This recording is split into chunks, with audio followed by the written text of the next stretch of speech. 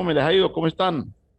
Muy bien, gracias a Dios. Yo una Excelente. vez Bien, tuve la gracias a Dios. oportunidad de ser vicepresidente de Feindustria. Y entonces cuando nos tocó que entregar a Feindustria, yo dije unas palabras que siempre las recordaré.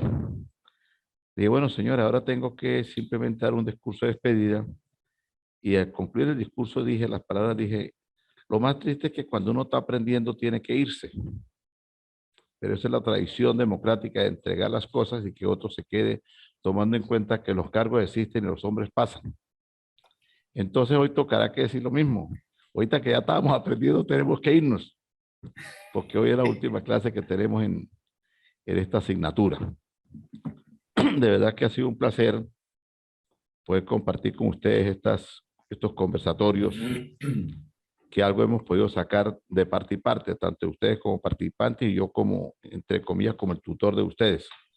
Pero ha sido una labor enriquecedora porque hemos aprendido muchas cosas y nos ha traído muchas anécdotas que guardan relación con la teoría del derecho, que de repente dirá, bueno, ¿y qué tengo que ver yo con lo que pasó cuando estudiaba pregrado? Pero uno va a la esencia aquella vieja y lo va llevando a la actualidad y se dando cuenta de las cosas que están sucediendo. Y nos permite regular muchas veces situaciones que vivimos en determinados momentos y que posteriormente las tenemos que vivir en otro campo y las vemos como muy fuertes. Y no es igual decir una cosa y después tener que ejecutarla. Los que tenemos la posibilidad de haber estudiado esta bella carrera, que somos los que estamos aquí presentes, y tenemos la posibilidad en algún tiempo de ejercer y también de leer y dar clases, pues lo vemos en la parte de dos vertientes, que es la teórica y es la ejecutar la parte teórica también en el campo del ejercicio. Es muy diferente a aquel que se dedica solamente a la parte académica y no sabe lo que es la parte práctica, ¿no? Entonces una cosa es lo que se lee, otra cosa es lo que se hace. Pero también sufrimos unas desilusiones tan grandes que cuando ya comenzamos, nos comienza a gustar el compartir de las clases y preparar clases y se vuelve uno como bastante incrustado en esta cuestión de la enseñanza, entonces va al campo de la práctica y se consigue con algunas decisiones o alguna forma de actuar los jueces o los fiscales. Y entonces uno dice, Dios mío, pero ¿cómo es esto? Esto no es lo que yo estoy enseñando, ni lo que yo estoy estudiando, ni lo que estoy aprendiendo, porque nosotros, independientemente de la edad que podamos tener y para poder dar clases, pues tenemos que siempre estar estudiando y estar analizando las cosas que suceden. Y ve uno que lo que uno enseña es como diferente a la realidad de lo que está sucediendo muchas veces. Y en nuestro país, pues es muy común que todas estas irregularidades se vean y pasen. Y entonces uno, pues, por esta mañana hablaba yo con uno de ustedes, los participantes, y me comentaba de una decisión que sacó un organismo municipal y es aberrante esa situación, ¿no? Entonces, pues, lo pone uno a pensar. Esta entrada trae como algo que quiero tocar. El presidente de Chile no tiene todavía ni 30 días en el poder y es un muchacho de la ala izquierda, fuerte si se quiere, a la izquierda, pero que está un poco controlado por de repente sus impulsos de juventud por unos señores como es Bachelet y como es Lagos, que son expresidentes chilenos. Él en su situación estudiantil y el líder que le dio esta postura de poder aspirar a ser presidente, era siempre atacar las decisiones de los gobiernos derechistas, lo que está enmarcado, si se quiere, lo que es la izquierda, lo que es los derechistas. Como aquí en Venezuela en un tiempo estaba enmarcado lo que eran los adecos, lo que eran los copellanos. Y como en Colombia o en Perú, Ecuador, está enmarcado lo que son los liberales, lo que eran los conservadores, mejor llamados como los godos. Y se decía que uno venían los liberales o los adecos vienen del ala izquierda y los conservadores vienen del área cristiana, más que todo de la asociación cristiana. Por eso siempre se ha dicho que la católica fue una parte de los grupos godos, porque allí predominaba era la parte copellana. Entonces, esta pequeña historia me trae a pensar que este joven ayer le tuvo que enfrentar la primera marcha estudiantil en contra de su mandato y que se está estrenando como presidente. Y resulta que los estudiantes le convocaron una marcha pidiendo un incremento del aumento del bono estudiantil, que tienen más de 30 años o 20 y pico años que no lo han reestructurado Y entonces este viene de nuevo y se consigue aquel zaperoco, el famoso bono.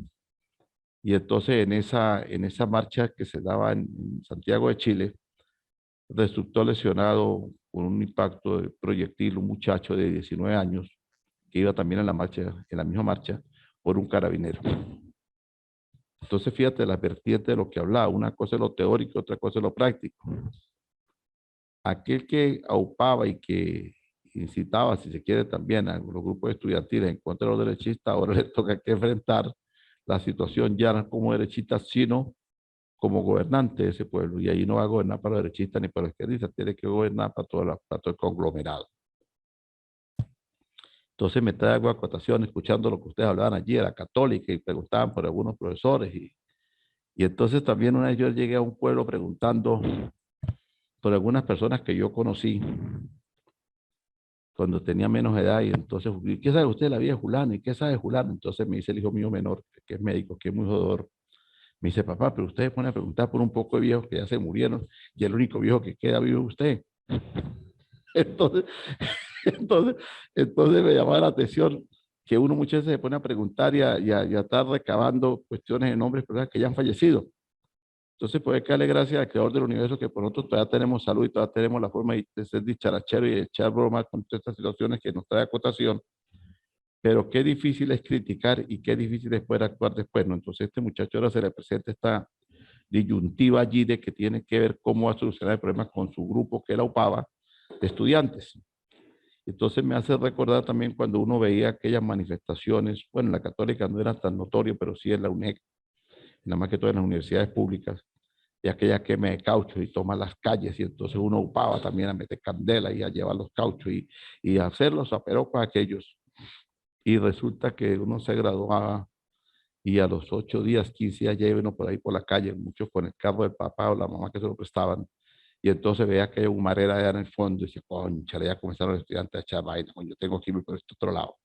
Y ya le comenzaba a repugnar a uno aquellas manifestaciones de los estudiantes, donde uno no decía ni siquiera un mes había formado parte de eso, pero ya tenía uno el título. Y ya uno ya pasaba a tener otro nivel, ¿no? Los estudiantes son los que fastidian, los estudiantes son los que molestan. Y resulta que uno venía allí también. Esto me trae a mi acotación cuando yo estudiaba por ahí en la ULA, que era copartícipe con Nicolás Duque para aquel entonces, pero yo tuve la mala suerte que a mí me expulsaron de la ULA. Y no solamente me expulsaron, sino me sancionaron. A mí me pusieron una sanción administrativa donde fui vetado durante 12 años para poder estudiar. Y yo pues no hice nada. Yo no hice nada. Otros fueron los que hicieron. Entre eso estaba Caraciolo Parra, estaba el fantasma de que se graduó de ingeniero después de casi 30 años de estar en la ULA y de que lo nombraron presidente del Colegio de Ingenieros en Mérida. Y Caraciolo Parra lo graduaron y el día que lo graduaron al día siguiente William Dale lo nombró secretario de gobierno, pero Caraciolo se graduó casi de 50 y pico de años, pues a Caraciolo le pusieron una sanción de 15 años. Y lo único que sucedió fue ir a tomar el rectorado y sacaron la silla del rector y la pusieron en la Plaza Bolívar y le metieron candela a la silla del rector. Entonces aquello pues fue un acto vandálico y generó esas sanciones universitarias para uno, ¿no? Entonces pues yo formé parte sin querer queriendo, como dijo el Chapulín Colorado, entonces también llevé el chispero por estar ahí en esas cuestiones. Bueno, esta pequeña anécdota de antesala es para dar inicio a la situación del derecho internacional.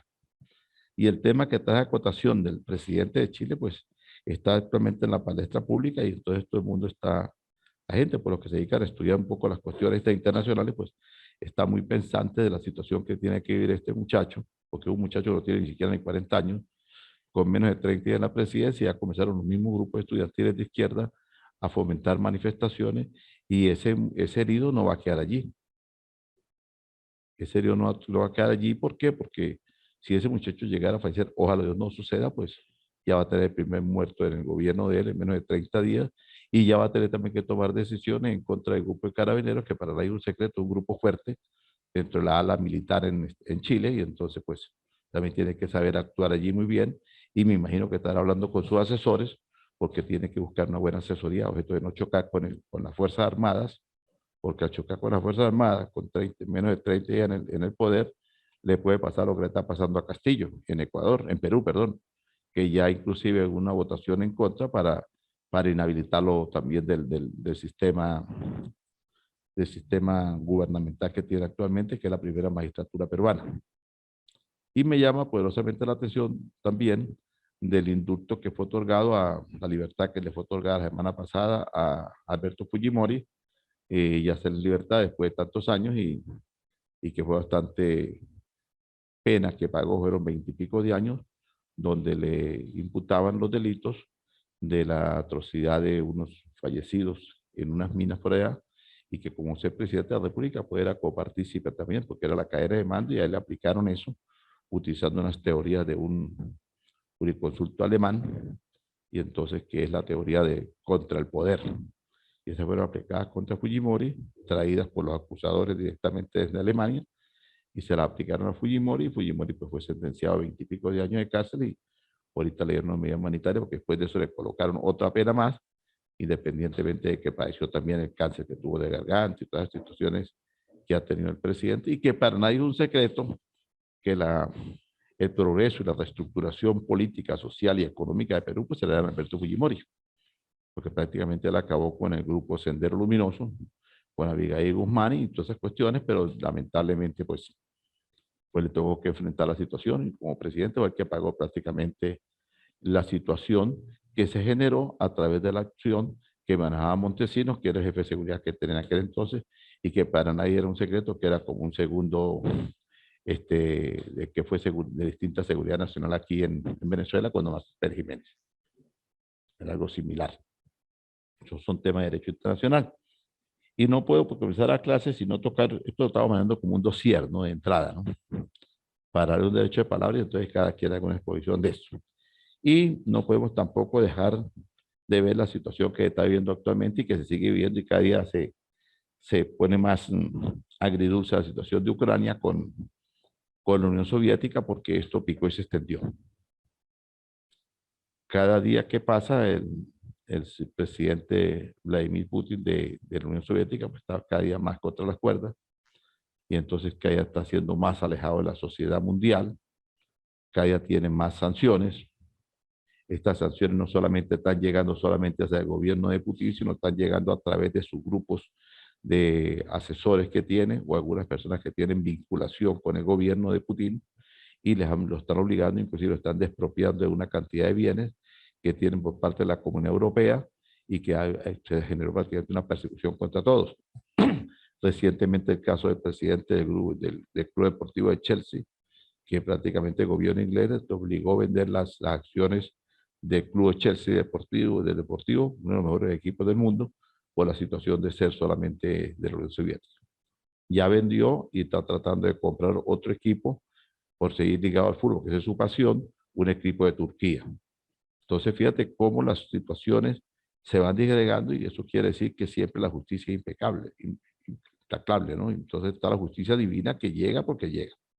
Entonces yo creo que la situación de, de Rusia pues picó y se extendió, y mi criterio personal es que yo no le veo mucho auge de futuro al gobierno de Putin.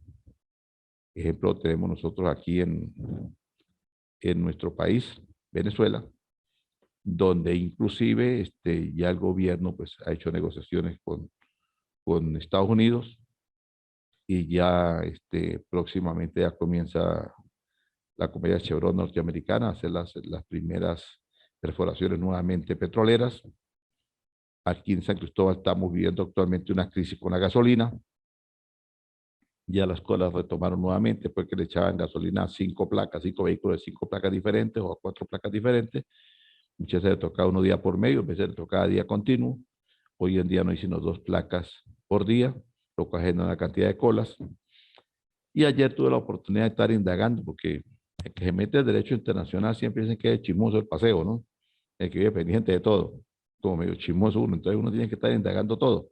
Entonces ayer veía yo las declaraciones que daba el secretario de gobierno aquí en San Cristóbal, y hizo las veces como reportero gráfico, y entrevistaba a la encargada de la mesa de combustible, y le decía, mire, ¿qué se ve la situación de la gasolina? Y entonces ella le contesta, pero ¿qué pasa? Ser entrevistado, no era una reunión de jefe a a sus subalternos, sino era como una entrevista. Y esta muchacha decía que la situación que tiene Venezuela es, Táchira es porque estaban llegando aproximadamente 16 a 18 gandolas diarias de combustible y eso permitía abastecer, si se quiere, el grupo automotor para los días asignados, pero han bajado a sobre 8 gandolas o 9 gandolas diarias. Entonces eso ha mermado un poco, si se quiere, el flujo de la gasolina. Pero entonces el ciudadano secretario gobernador terminó con estas palabras. Digo, bueno, ya ustedes podrán entender cuál es la situación, es una situación que también tenemos, eso se debe a que no tenemos los transportes para poder hacer el traslado de la gasolina, porque gasolina tenemos, pero no tenemos los transportes. Los transportes existen, pero no hubo un mantenimiento adecuado. Entonces, bueno, ya eso es otra cuestión que tocaría que tocar el punto administrativo. Los transportes existen, pero bueno, independientemente de que no tengamos los transportes, ya el ciudadano gobernador está tratando de solucionar este problema y yo personalmente, pues, eh, apoyo que ojalá los soluciones porque es un beneficio para la sociedad, independientemente de la institución política que cada quien tenga. Pero me llamó poderosamente la atención cuando dice, y esto se va a solucionar porque para nadie es un secreto que nuestro presidente, el señor Nicolás Maduro, ya tiene las negociaciones hechas con el gobierno norteamericano y ya la próxima semana que viene, ya el grupo Chevron de los Estados Unidos ya comenzará las perforaciones de los pozos petroleros. Entonces, fíjate lo que es el juego del derecho internacional, que eso cae en la asignatura de los tratados y negocios que se hacen. Y los tratados y negocios en el derecho internacional no tienen nada que ver absolutamente con el campo político, eso tiene que ver con los intereses políticos. Porque eso es como en el amor. La chequera tumba al galán. Y en los negocios, pues aquí pasa lo siguiente. Aquí Estados Unidos, pues, es un fuerte aliado para ayudar a salir de la crisis de Venezuela. Es el que siempre fue un potencial comprador de la industria petrolera venezolana y era el que pagaba inclusive todo estrictamente de contado. Y la Venezuela era otra. Entonces después nos cambiamos la forma de la mentalidad y nos fuimos para otro lado y resulta que Venezuela ahora pues tomar una decisión, si se quiere, pues algunos la ven como una traición, como voltear la arepa, como se dice vulgarmente en criollo, pero una decisión que cada quien tiene que buscar la forma de cómo subsistir. Y allí donde se pone de manifiesto aquel proverbio que dice, primero en la puerta del cielo yo que mi padre.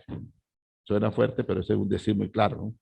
Y en este caso, pues Maduro diría, bueno, primero en la puerta del cielo los gringos que Unión Soviética. ¿Por qué? Porque la Unión Soviética está en una crisis, si se quiere, bastante fuerte, donde ni siquiera tienen recursos para ellos mismos, les puede ser un potencial, y cada día se está desgastando más en este enfrentamiento que tiene con los agentes de Ucrania, porque Ucrania le salió, si se quiere, fuerte para la situación y ha sido bastante espinosa la decisión que tomó el señor Putin y entonces pues Venezuela tomó la salomónica decisión de negociar la parte petrolera con Estados Unidos y allí está pues creo que va por buen camino y creo que va a ayudar a paliar un poco la situación porque las situaciones económicas funcionan a través de la industria y nunca hay que atacar al que produce.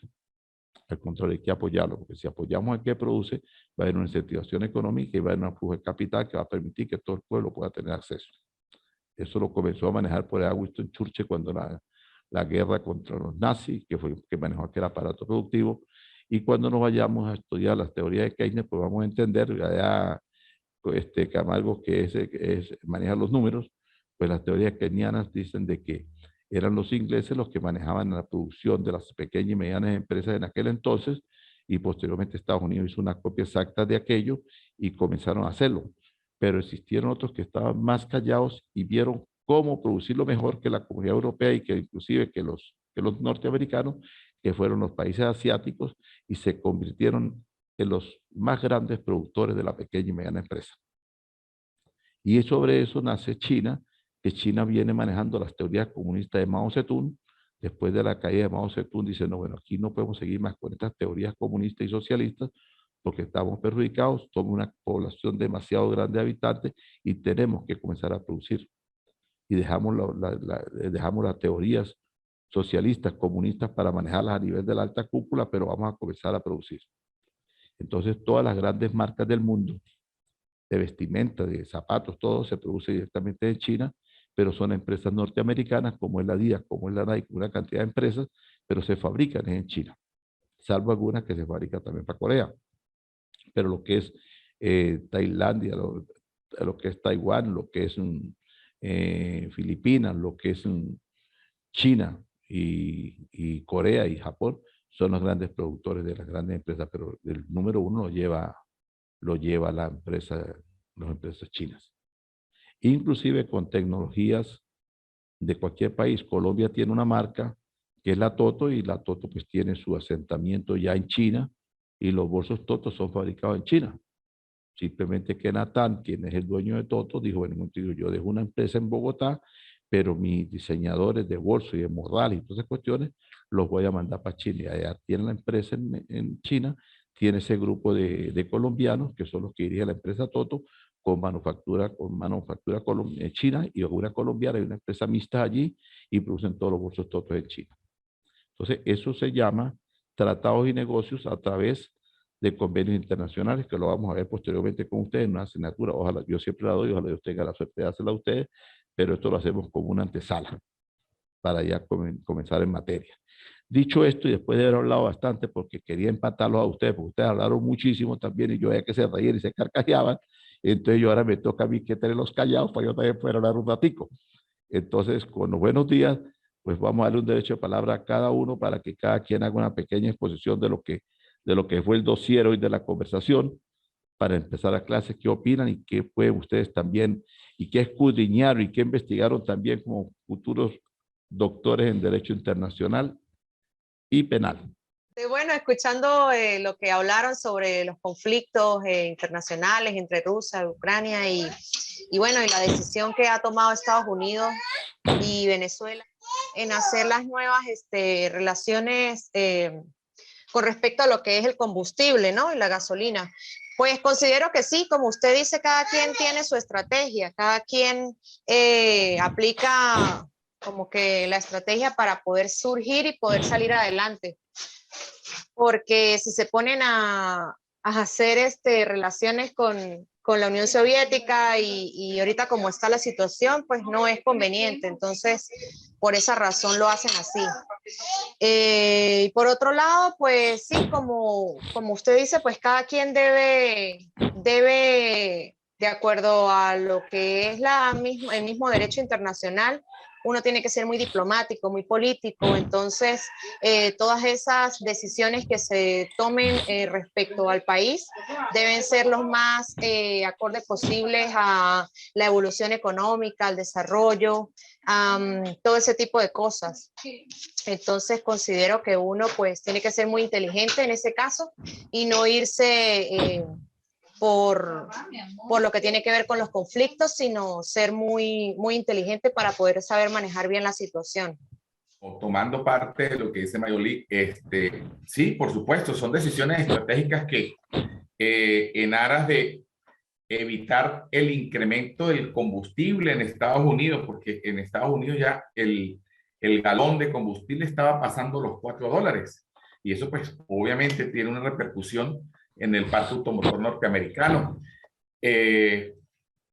Y volver a buscar la manera de tener las líneas abiertas para la comercialización, y con esta tensión que hay en toda Europa, porque es que no solo, como bien lo está diciendo el profe, ayer estaba hablando con esta muchacha Paola Pérez, que es nadadora olímpica venezolana. Ella está entrenando ahí en el colegio, y el calendario de lo que es la fecha europea para ir a París y a otras ciudades las tiene en stand-by por los efectos que puedan ocurrir en el conflicto de Rusia y Ucrania. Entonces, la globalización también es importante considerarla en todas estas antecedentes, y en el derecho internacional, por supuesto, que no va a escapar, porque si bien es cierto, hay convenios, hay tratados, se suspenden las relaciones comerciales, porque lo que se hace es suspender relaciones comerciales, como tenía Venezuela con Estados Unidos. Nunca han dejado seguramente de conversar, siempre se han mantenido de alguna manera, aunque no haya embajada en Venezuela, hay un encargado de negocios al menos, o si lo tuvieron, la manera de que en otro país vuelvan y se reúnan, y qué es lo que han hecho, la reunión en México y todo lo demás.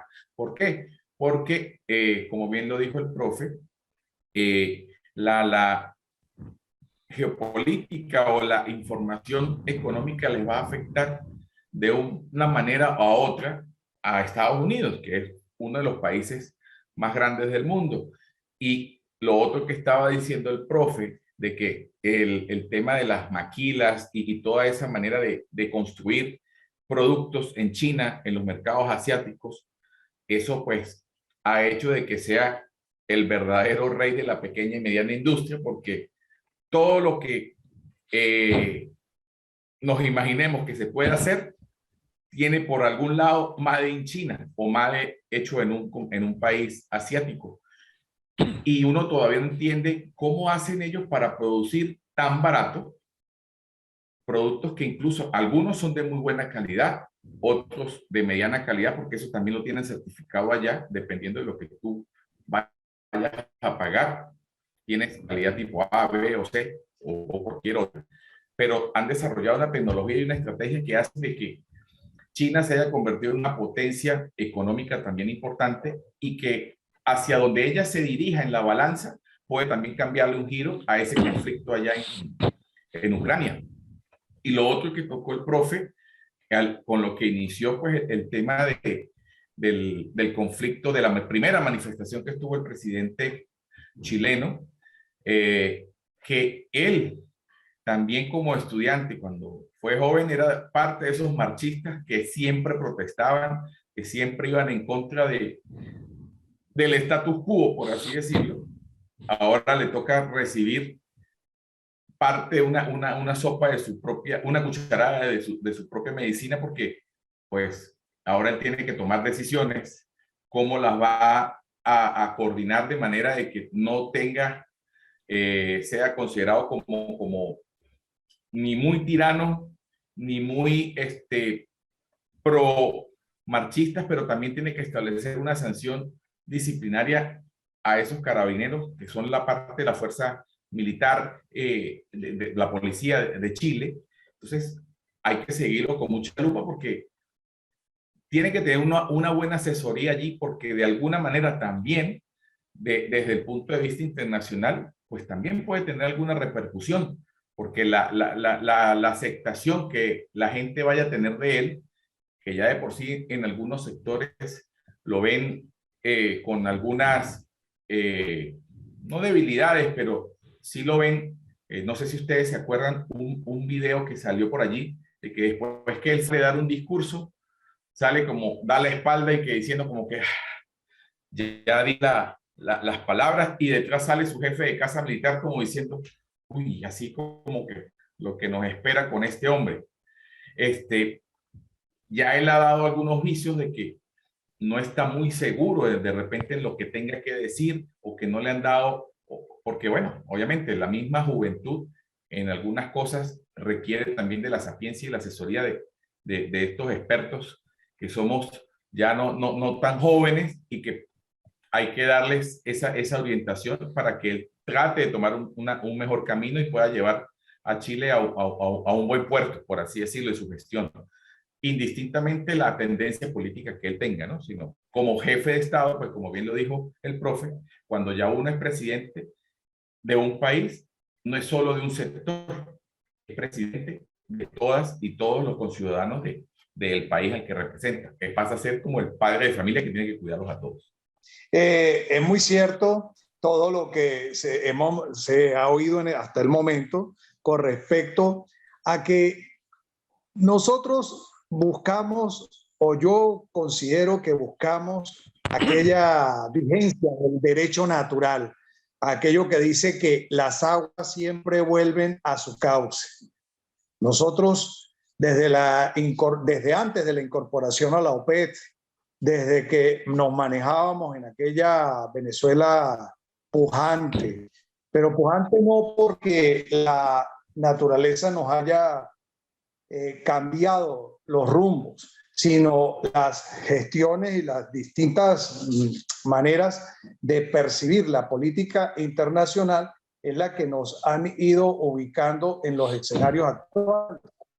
No con esto queriendo determinar que en efecto la estructura tanto geopolítica, tanto de naturaleza propiamente nuestra, signifique o dé mella o dé pie a determinar la existencia o los hechos que actualmente vivimos, para no decir sufrimos, ¿no? En efecto, la condición de Rusia con Ucrania, el tema bélico que a ellos los ocupa, ha traído a Venezuela en una nueva condición en la palestra pública internacional. Y en efecto, una de las necesidades básicas de los Estados Unidos que hace vincularlo a esto como alto consumidor de petróleo. Venezuela debe aprovechar en estos momentos, debe asumir la posición que se está asumiendo, la posición que está manifestando, por lo menos con el hecho de no permitir la instalación de cierto armamento de Rusia aquí en territorio venezolano. Eso se aplaude junto con la apertura de negocios que están manejando con los Estados Unidos. Hay algo por allí, doctor Omar, que usted manifestó al inicio de nuestro conversatorio y que de verdad pues quisiera aprovechar antes de que iniciáramos propiamente con la materia.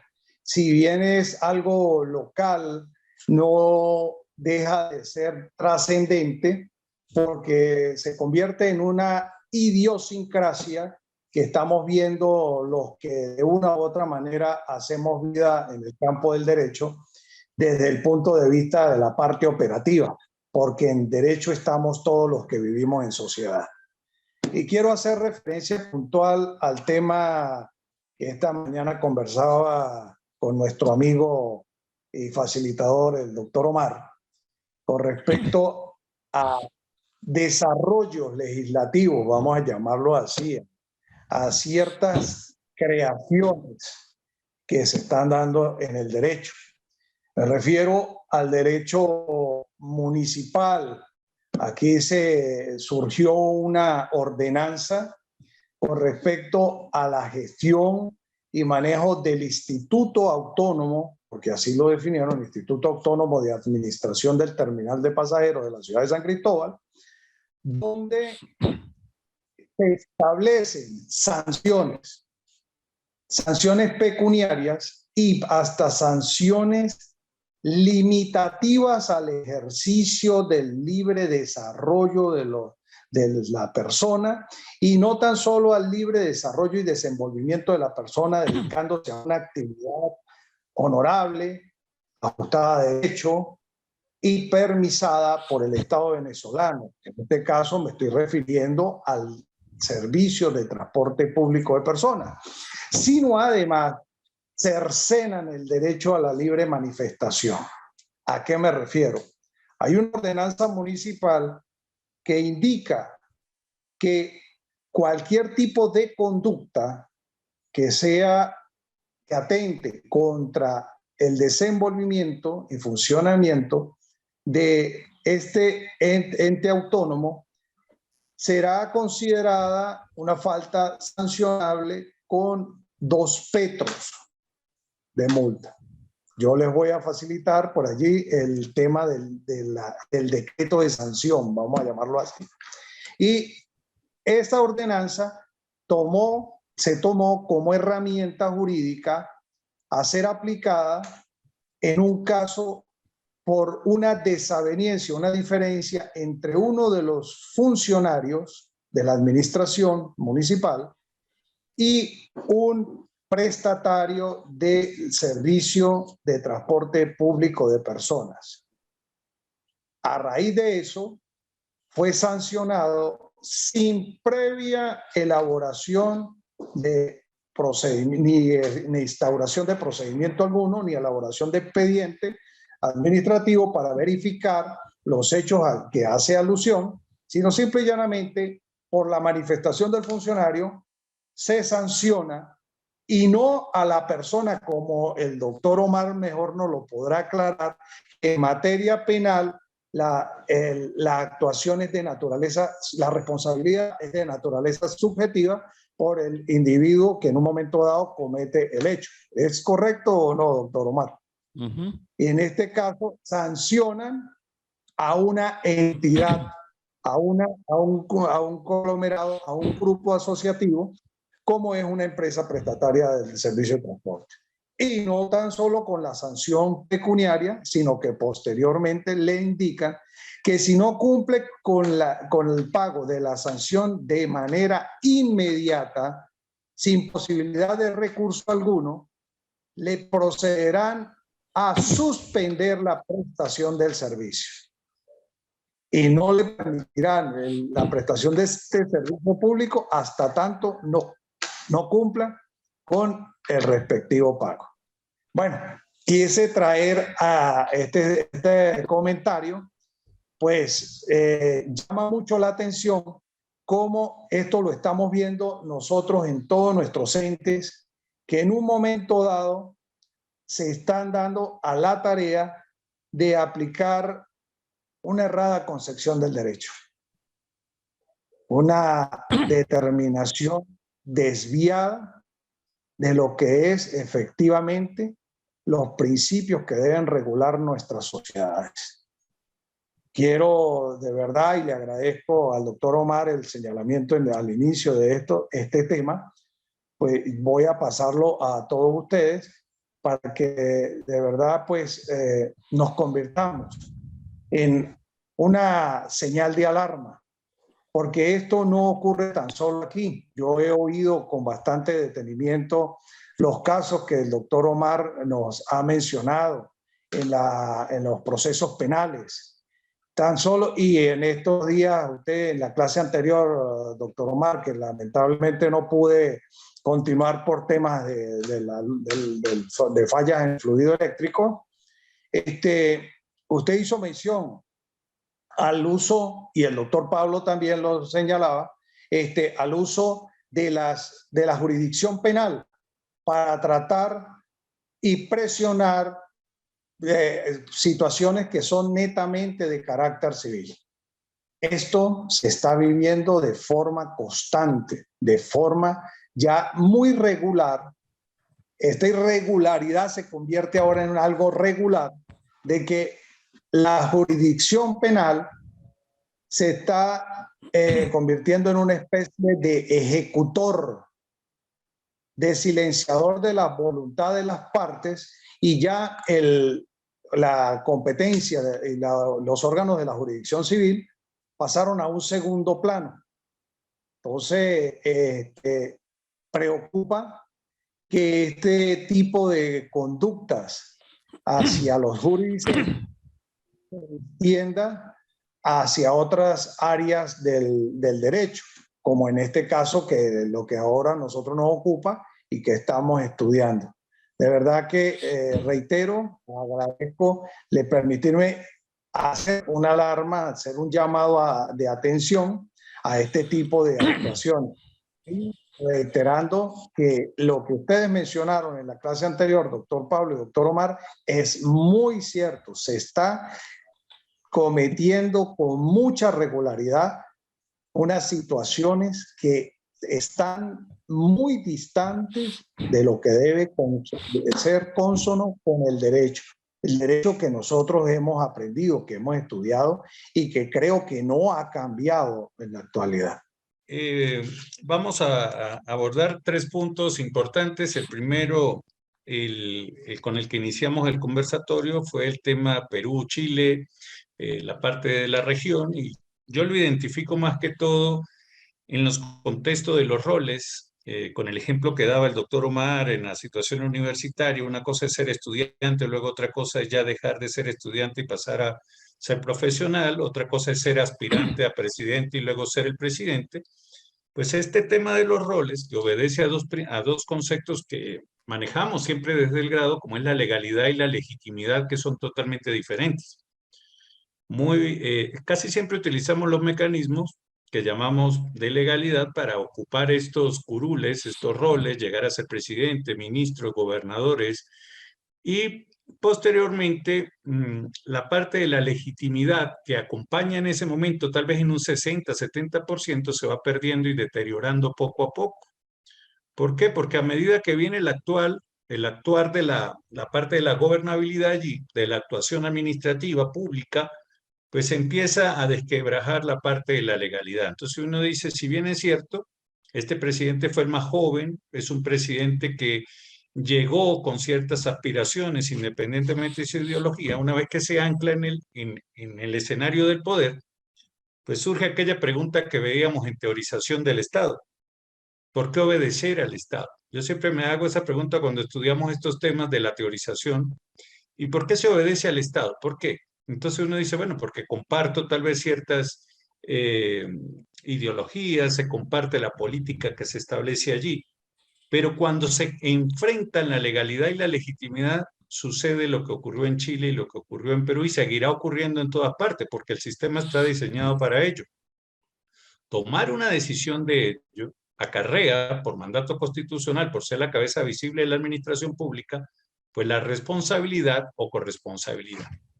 No creo que este presidente se haya imaginado que en tan solo un mes ya tuviera esta primera marcha, se ocurriera este hecho de la muerte del estudiante, todos pudiésemos hablar allí del uso desmedido de la fuerza, de todos aquellos temas que incluso vivimos cuando los tiempos de la famosa guarimba en Venezuela, y que posiblemente, tal vez en el escenario internacional, no va a tener una hoja tan rápido de pasar y que normalmente pasa factura a los gobiernos. ¿Por qué? Porque van a decir que hubo una actuación donde la última ratio, que es la violencia, fue la primera que se utilizó.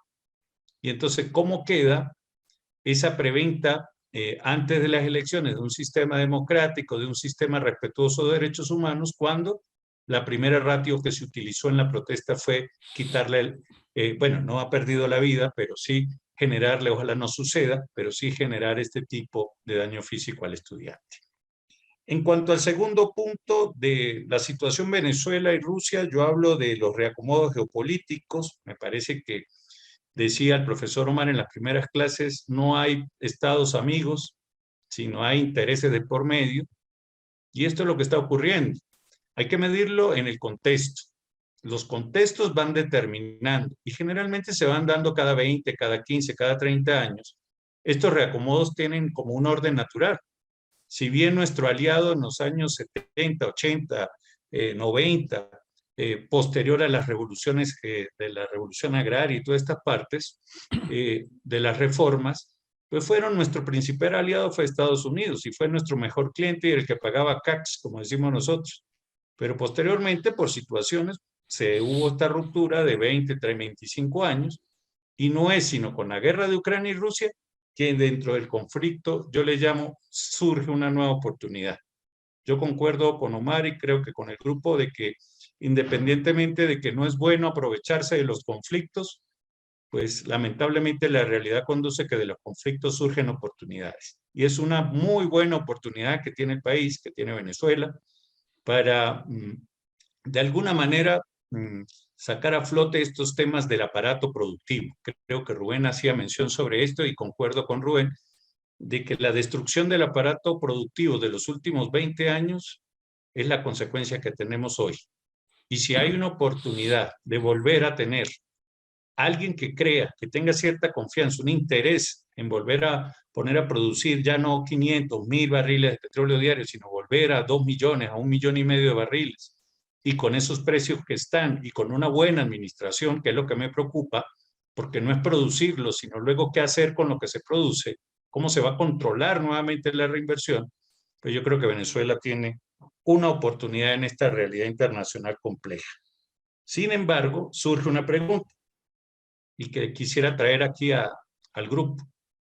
¿Qué consecuencias y qué efectos jurídicos va a producir en los convenios que están actualmente vigentes con otras compañías no norteamericanas? Porque eso es derecho internacional. Entonces, ¿cómo quedamos con los compromisos con los mercados chinos? ¿Cómo quedamos con los compromisos con otras empresas que no son Chevron, que no son las norteamericanas? Desde el punto de vista de los efectos, me refiero a los cumplimientos en las obligaciones, ¿ya? Y finalmente, ya el último minuto, pienso que el tema de la ordenanza que trajo Johnny, pues es un tema que trae para reflexión. ¿Por qué?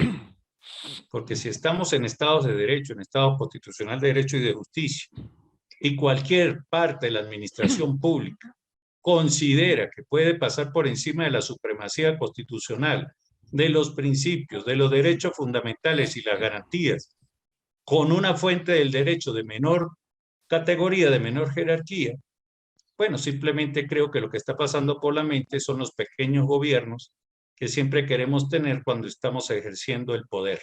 Y ahí cierro con una frase de Lord Acton que siempre decía, la parte negativa del poder, ¿no? El abuso y la arbitrariedad del poder por encima de lo que es un Estado de Derecho.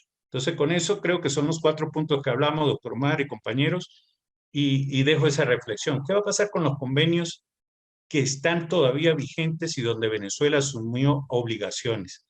¿Quién se va a encargar de darle vida a ellos? A eso me refería. Gracias, doctor. Bueno, pues lo estaba escuchando a usted atentamente, lo que cada quien ha hablado, lo que hablamos, y créame que me siento muy satisfecho escuchar la temática como fue abordada y en las terminologías que se han manejado.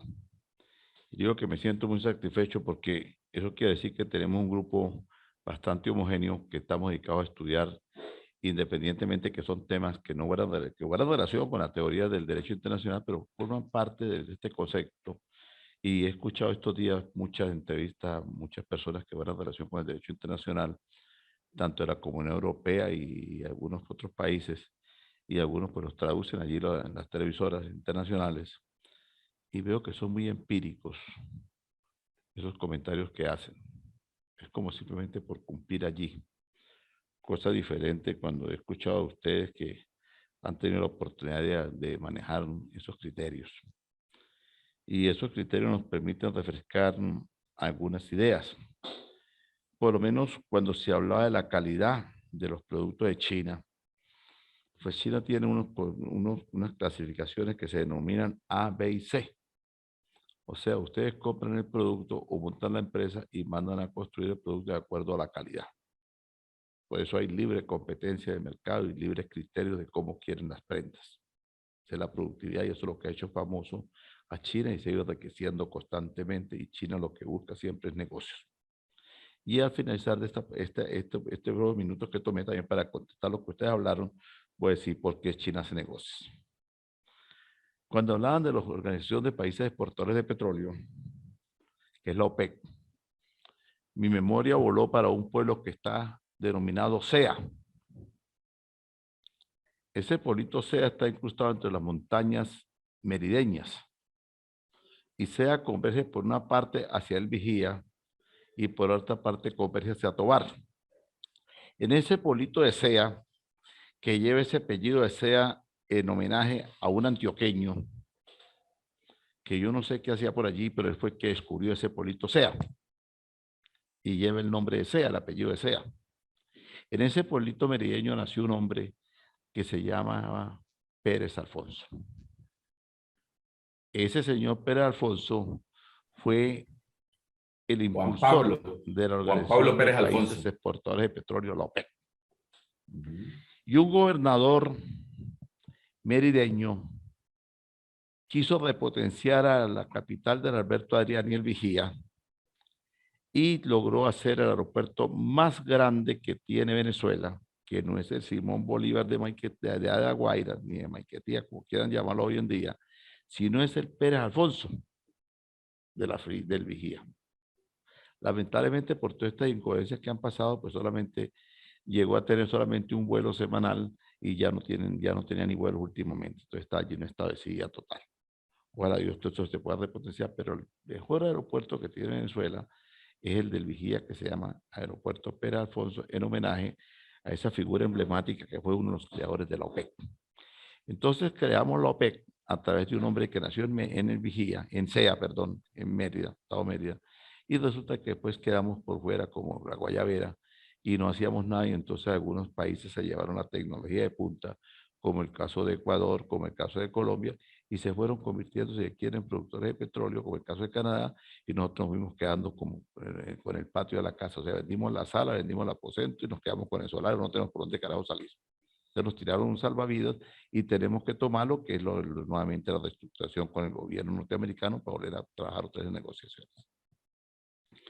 Alguien hablaba por allí de la Gaceta Municipal y se habla de responsabilidad laboral. Esa responsabilidad laboral, pues, aparentemente pudiera ser que le aplican a la misma, al funcionario, a la persona que representa aquella empresa automotora que presta un servicio a la sociedad, y entonces como es el representante, pues entonces quieren aplicársela también a la compañía que él representa, sin tomar en cuenta que va en perjuicio de un colectivo municipal, nacional o internacional que tenga que utilizar en determinado momento este terminal de pasajeros.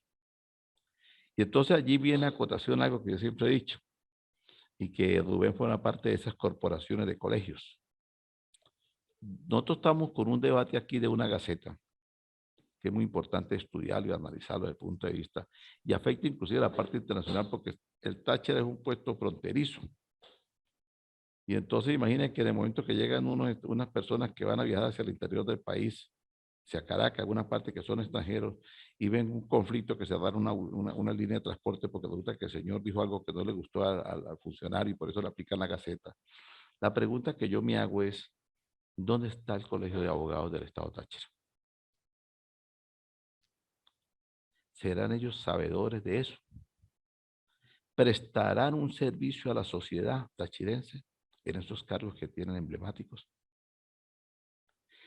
Falta que las universidades realicen aquellas actividades proadelantadas de que los muchachos de cuarto o quinto año ya comiencen a ejercer bajo la tutoría, como hacen en Ecuador y como hacen con Colombia, que el muchacho comienza ya a atender personas allí dentro de la universidad y se va adaptando a las ramas, ya sea el derecho de penal, civil, mercantil, laboral, de acuerdo a lo que le va gustando, y allí tiene su profesor al lado que lo va asesorando, y que ese muchacho pueda acudir al tribunal ya de quinto año y sea conocido allí y va conociendo ya con el campo donde va a ejercer bajo la tutoría de su profesor. Yo no he visto todavía que la Facultad de Derecho aquí del Estado Táchira hagan un pronunciamiento sobre esta gaceta, ni mucho menos el Colegio de Abogados. Entonces, fíjense la importancia de las corporaciones, que no solamente es velar por la cuestión de gremios, sino velar cuando atropellen a la sociedad. Si el CNE saca unos tributos que van en contra, pues nada le corresponde al Colegio de Contadores hacer un pronunciamiento que ven que esas decisiones tomadas por el ente recaudador tributario va en contra del patrimonio de los empresarios, que bastante esfuerzo hace para poder mantener las Santa María arriba para poder trabajar, y va a tener consecuencias como Santa María abajo, y va a tener totalmente un desacierto en la parte productiva del Estado. Así de sencillo es. Pero resulta que eso no se hace. No se hace, ¿por qué? Porque tenemos lo que llamamos el famoso bozal de arepa, que es como cuando vamos al tribunal y vemos que están haciendo lo que mejor les parece, tanto los que administran justicia, pero es que nosotros también somos auxiliares de administración de justicia. Entonces tenemos que apelar, tenemos que plantear un escrito, pues tenemos que hacerlo. Pero no, yo no lo puedo hacer porque yo soy amigo del juez, yo soy amigo fiscal y voy a quedar mal. No, en ese momento usted no es amigo de nadie, usted es amigo de la persona que usted está defendiendo y la cual le está prestando para que usted le preste un servicio. Porque nosotros somos mandaderos de oficio. Los poderes dicen, confiero un poder para que en mi nombre y representación ejerza mi defensa y mis derechos. O sea, nos están mandando a hacer un mandado, como cuando éramos niños, vaya a la bodega y traiga un poco de leche, traiga un kilo, traiga un bulto de pan, traiga un poco de papas, traiga un poco de café. Era un mandado. Simplemente que en aquel tiempo, si lo hacíamos mal, pues entonces nos regañaban, nos castigaban, porque nos comíamos la vuelta en un caramelo, pues nos aplicaban también una medida cautelar de inmediato, ¿no? Ahora no, ahora en el derecho nosotros somos mandaderos de oficio. Nos grabamos para cumplir el mandato de la voluntad de las personas y tenemos que saber diferenciar si ese mandato que les están dando para defenderlo vale la pena hacerlo o no vale la pena hacerlo. Y entonces explicarle a las personas por qué no se le puede hacer técnicamente y profesionalmente. Entonces, sale una cantidad de aplicaciones de normativas porque cada quien parece que tiene una parte feudal allí, que tiene un pequeño mandato en cualquier municipio, en cualquier estado, y se consideran los amos de la pradera. Y entonces imponen ordenanzas, imponen criterios, muchas veces con la asesoría de unos jurisconsultos que fueran parte de del síndico municipal, pero resulta que ese señor desconoce o simplemente lo hace por estar bien con la Cámara de Concejales o con el alcalde o con X persona, porque es incapaz de decir, mire, yo no le puedo hacer esto, yo estoy en contra de lo que está haciendo porque atenta esto y esto. Ahí de antemano que hay un procedimiento administrativo. Es un procedimiento administrativo y plantear un recurso de amparo ante el Tribunal Contencioso Administrativo para que derogue esa medida. Esa gaceta tiene que ser derogada porque se atenta. Habría que ver cuál es la profundidad de esa gaceta, analizarla, porque desde el punto de vista atenta contra esos derechos. Y atenta contra la sociedad, atenta contra el aparato productor. Entonces, se crea una cantidad de vicios.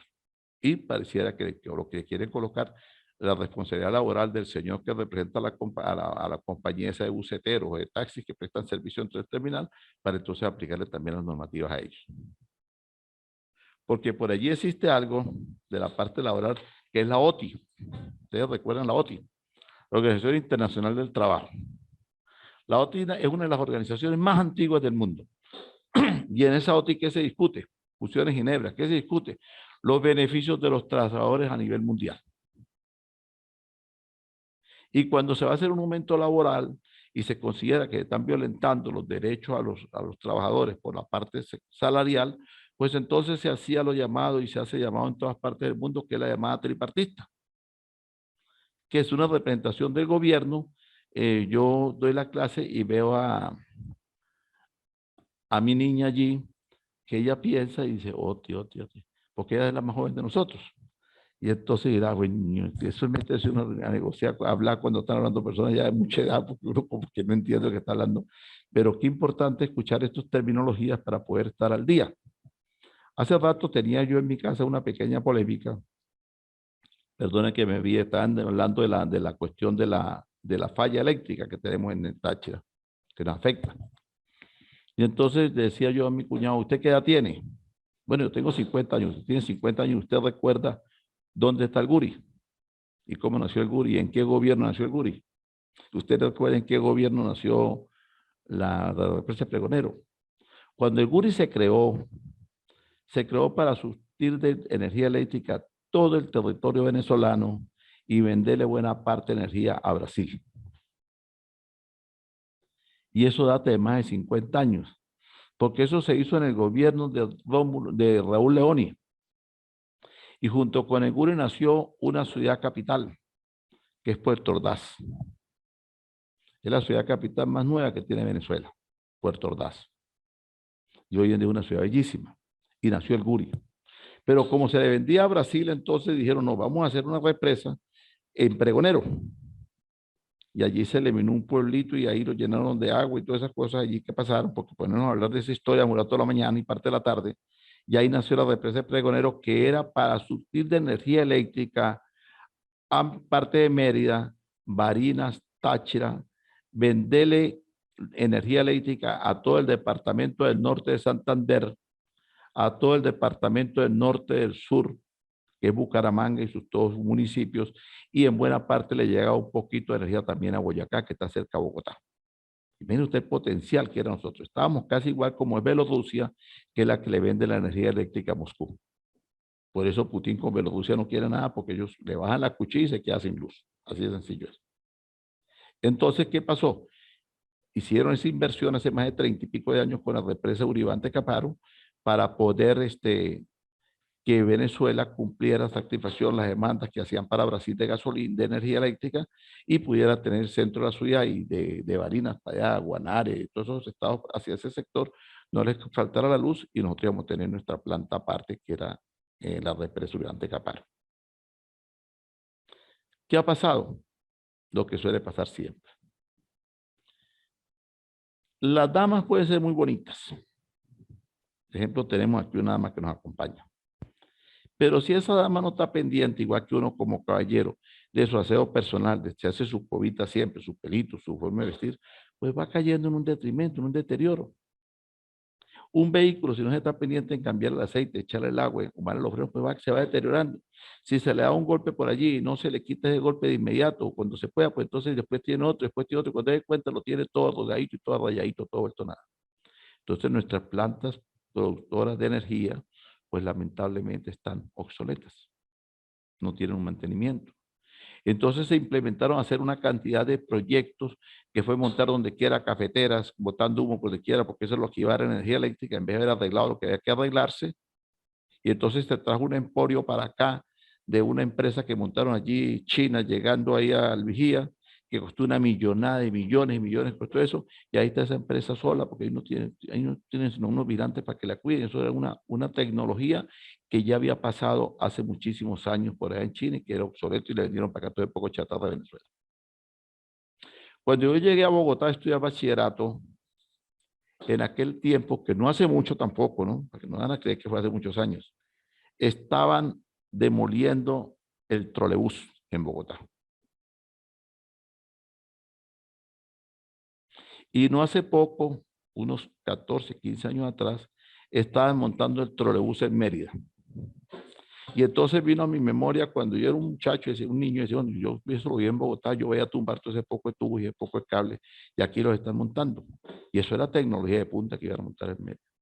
Pues señor, eso no sirvió, solamente que una calle por medio para que suba y baje un autobús por ahí, ya de gasolina, porque ya no, ni el trolebús funciona. ¿Y cómo va a funcionar un trolebús cuando no hay ni siquiera energía eléctrica para prender una plancha o una cocina eléctrica para manejar un transporte urbano de esa magnitud? O sea, son ideas que se hacen, son loqueras, donde los tratados que se hacen, pues son tratados que afectan al Estado y al colectivo nacional, porque resulta que eso genera una sacada de dinero por montones y que va en contra del bolsillo de todos nosotros. Entonces, dicho esto, también por allí escuché que se hablaba de los conflictos que tienen que ver más con la parte productiva que con la parte política. Y para esta semana tuve la oportunidad de ver unas reuniones, o escuchar, perdón, unas reuniones que estaba teniendo el ciudadano presidente de Estados Unidos con el presidente de China. Y cuando comenzó la guerra de Putin allá contra los de Ucrania, inmediatamente la gente, algunos sabedores medio locos para opinar, de que era la oportunidad porque China ya iba a invadir a Hong Kong para tomar la soberanía en Hong Kong. A China no le conviene hacer eso. A China le conviene es la plata. A China no le importa. Entonces la China pues hizo muy sencillo, se quedó calladito, se está reuniendo con Chile, con Estados Unidos, porque Estados Unidos le cierra también la llave, pues entonces todas esas empresas se van para el piso, las que están produciendo los chinos. ¿Y qué va a hacer China con esa cantidad de millones, de millones, de millones que tienen trabajando y que los mantienen son las empresas extranjeras?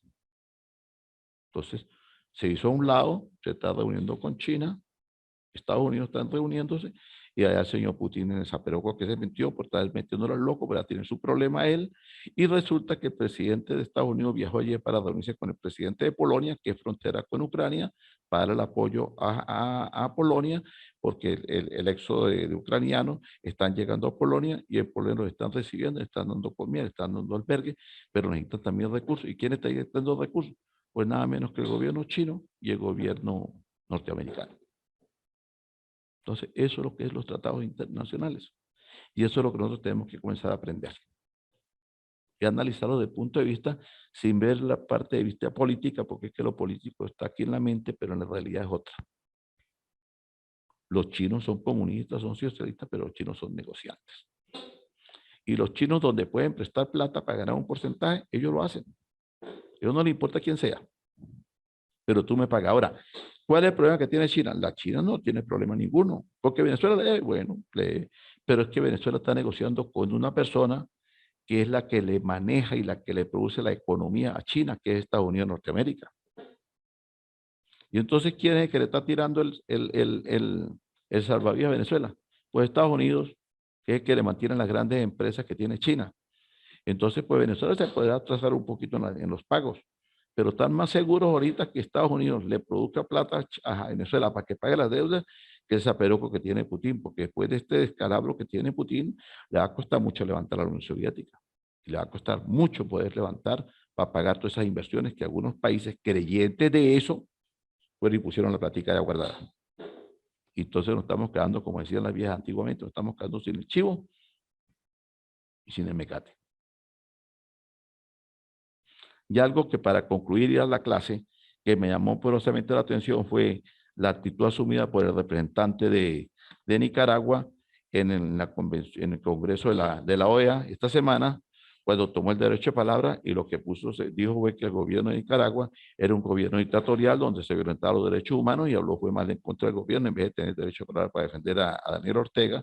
Entonces lo destapó, como se dice, la olla ya en el derecho internacional y entonces resulta que le ha creado un conflicto más a Nicaragua ahora porque fue su representante diplomático que prácticamente le puso la leña a la hoguera.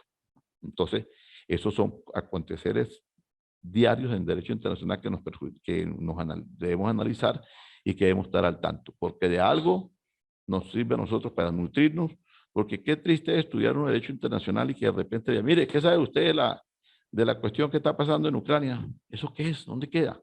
No, yo escuché una vez, tú no tienes que tener fundamentos para poder hablar. Entonces, hay que estudiar. Tienen que estudiar, porque para estudio sí no vale la edad, ni vale benjamines. El estudio es para el que quiera estudiar. Y los que nos gusta, nos apasiona estudiar, pues entonces siempre vivimos pendientes de todo. Yo pendiente hasta de los resultados de fútbol. Italia es la segunda vez seguida que no va por un mundial. Y perdió 1-0 en el minuto 93 con un equipo para un pueblo que yo estaba tratando de buscar dónde Carrizos queda y el equipo le ganó 1-0. Ustedes vieron eso hace 2 días, ¿no? Y se volvieron a quedar los italianos sin el mundial. Campeones del mundo, pero no pueden ir al mundial. Entonces hay ciertas cosas que guardan relación, como decía Rubén, la nadadora que tenemos aquí del Táchira, no puede ir a competir a ningún lado, entonces pues Rubén le ha facilitado allí al colegio que él representa para que la muchacha se entrene allí en las piscinas, porque la muchacha no puede salir para ningún lado, porque resulta que todas esas partes están bloqueadas y todo por un conflicto que una persona inventó, porque pensaba que era ir a pegarle 2 golpes a los otros y todo quedaba bien, ¿no? Resulta que el pequeñito le ha salido gigante y entonces todo ese porco de países están ayudando a esta persona de otra manera, porque tampoco pueden invadir ni pueden prestar otra ayuda porque es que esa persona no está metida entre los tratados de la OTAN. Y mientras no esté metido en los tratados de la OTAN, pues entonces la OTAN no le puede prestar el apoyo. Le puede prestar apoyo en el visto humanitario y le mandarán de repente taco a cauchera y para que eche un tirito, pero no pueden hacerlo muy de frente porque resulta que no fueron parte del tratado. Que va a entrar al tratado, sí, porque ahorita cuando suceda ya el final de esto, todos esos países que se independizaron de la Unión Soviética hace ya 30 años, cuando llegó Gorbachev a la prehistórica, entonces van a formar parte de los tratados de la OTAN y van a tener otra figura de defensa que van a tener constantemente.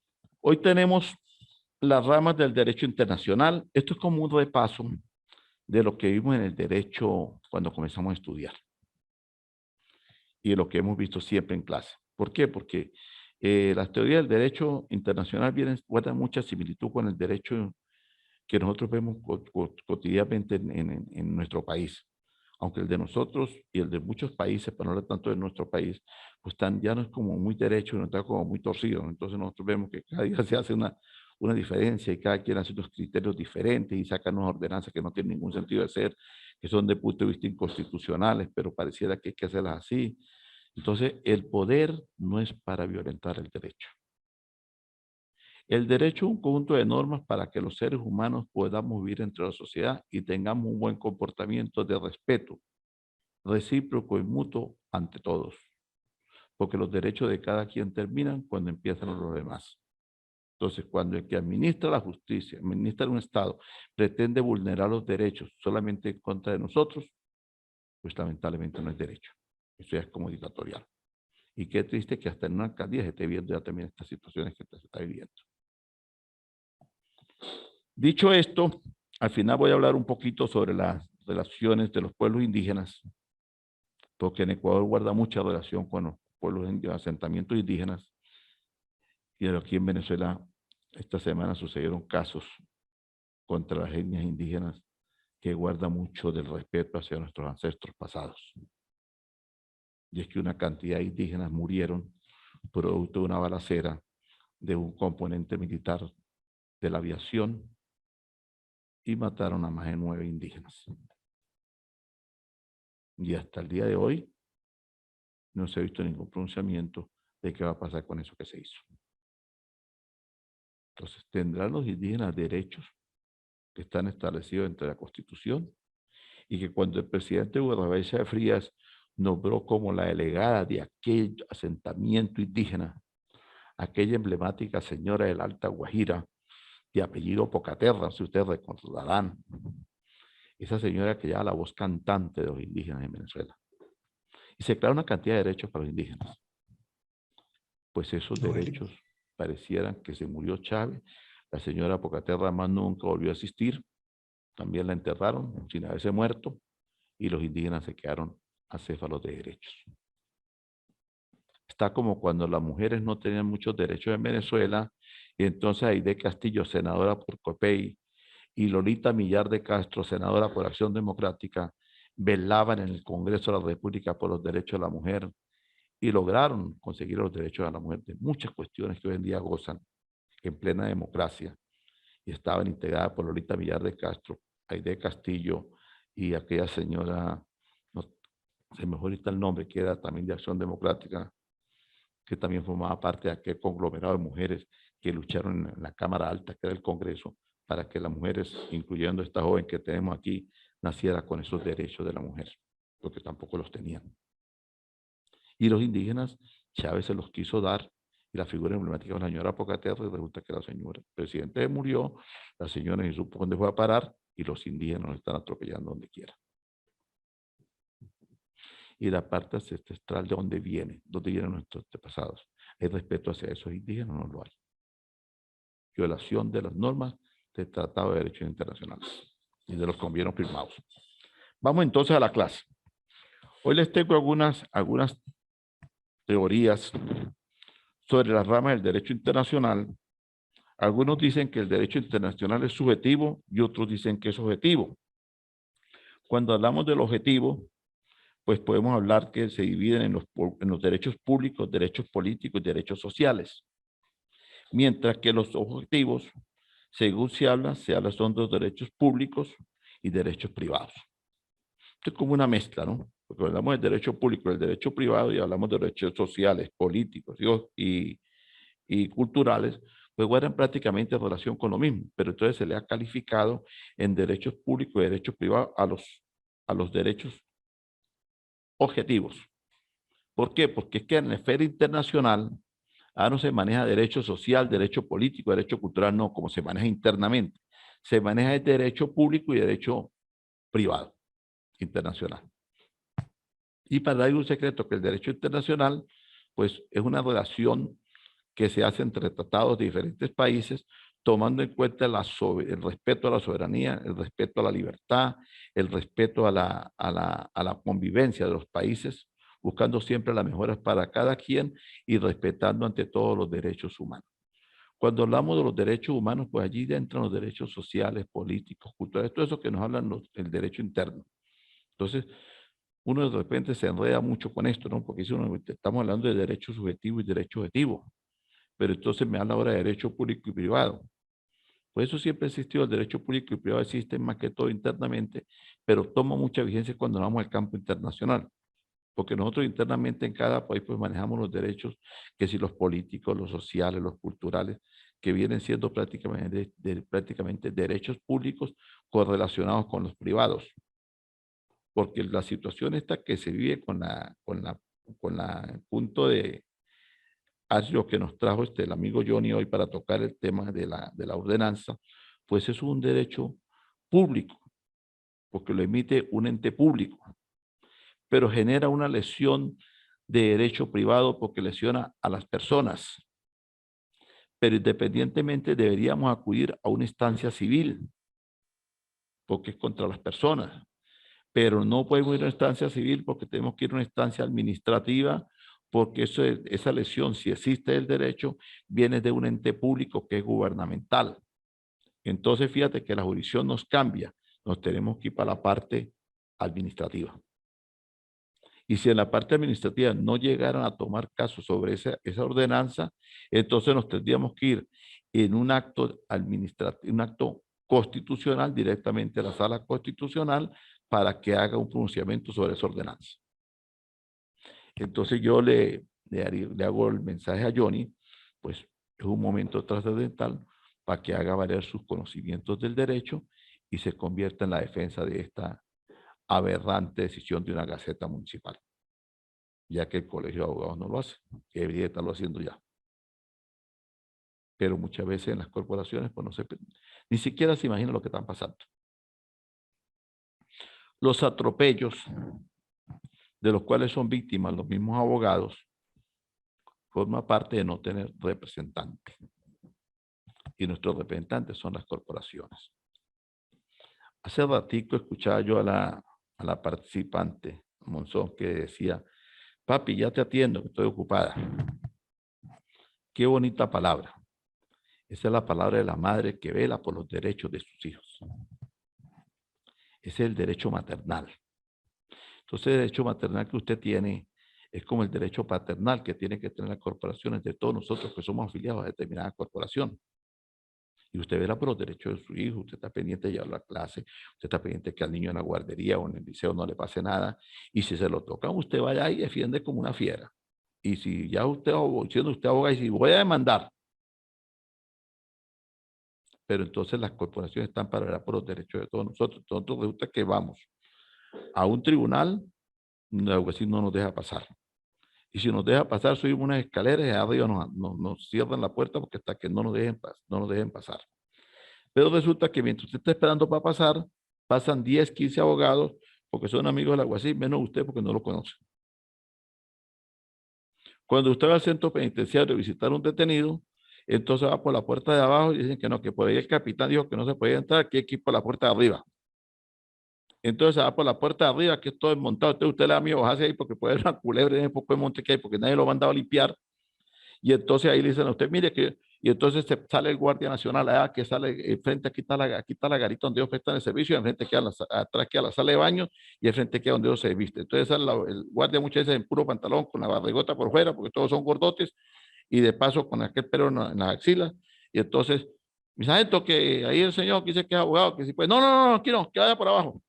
Cuando levanta aquello, entonces uno no sabe. Entonces uno dice, pero mire, no, por abajo. Entonces hay una descomposición social y los derechos de esa persona que está dentro detenida, ¿quién se lo va a velar? Nadie. Porque usted como abogado se cansa, por aquí lo corren, entonces ¿por dónde entro?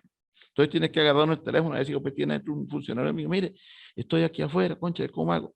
No, doctor, qué pena, pero no, yo no puedo ir para allá porque ahí está esa gente y se jode mucho. Ese señor es muy fastidioso y para allá no podemos ir.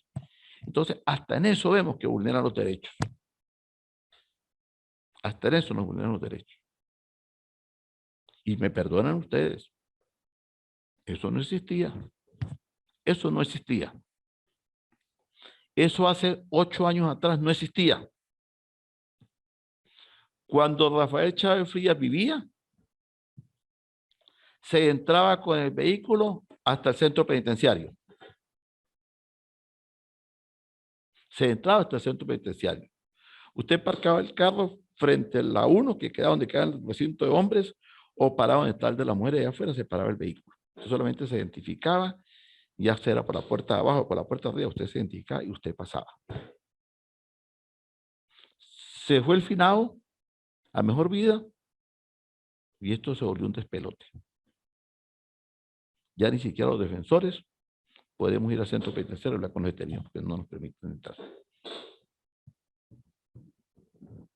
En todos los centros penitenciarios del mundo, existen teléfonos públicos, donde los detenidos tienen derecho a unos minutos a llamar a sus familiares. Si no todos los días, porque mucha de la población siquiera día por medio. Aquí no existe eso. Aquí existe un teléfono celular que hay que pagar para tenerlo adentro y el día que no pague tiene una requisa y le decomisan el teléfono celular y de paso los maltratan a todos. Entonces los derechos, ¿dónde quedan? Pareciera que esto es una clase que tenemos siempre de crítica, pero es que estamos hablando de derechos. Y los derechos humanos están establecidos en todo eso. Son políticos, son sociales, son culturales. Esos son los derechos humanos. Derechos humanos no es que no me griten, no, sino que tienen que respetarme mis derechos humanos. Entonces los derechos humanos son vulnerados. ¿Qué estudia el derecho internacional? El derecho internacional trata sobre 2 temas, que es la aplicación de los procedimientos importantes para no lesionar a nadie y más cuando se trate de importaciones y exportaciones. porque el derecho internacional trata también de lo que es importaciones y exportaciones, que eso se ve uno en tratados y negocios, que creo que ya Monzón vio esa asignatura, y ahí se habla de lo que son las importaciones, las exportaciones, la forma de cómo negociar, la forma de cómo pagar.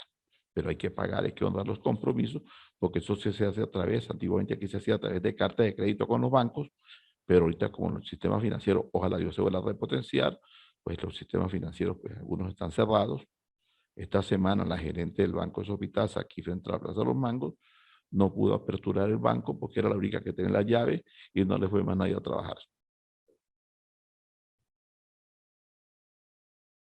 Una gerente con una llave del banco, de la puerta, porque el que tenía que abrir, uno de los cajeros le mandó la llave a la casa porque el tipo se iba de Venezuela y entonces no tenían quien abrir el banco, ni tenía cajero, ni tenía vigilante, estaba la pobre señora ahí afuera. Entonces se puso a llamar a algunos clientes, mire, no van a venir para acá porque yo no tengo aquí cómo abrir hoy, no tengo gente con que abrir.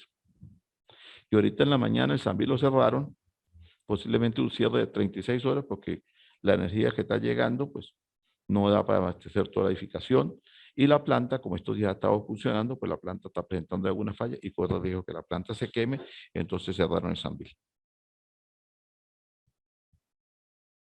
Ahí toca que ponerse como está nuestra buena amiga tocando la cabeza así, como que es decir, Dios mío, ¿qué está pasando aquí?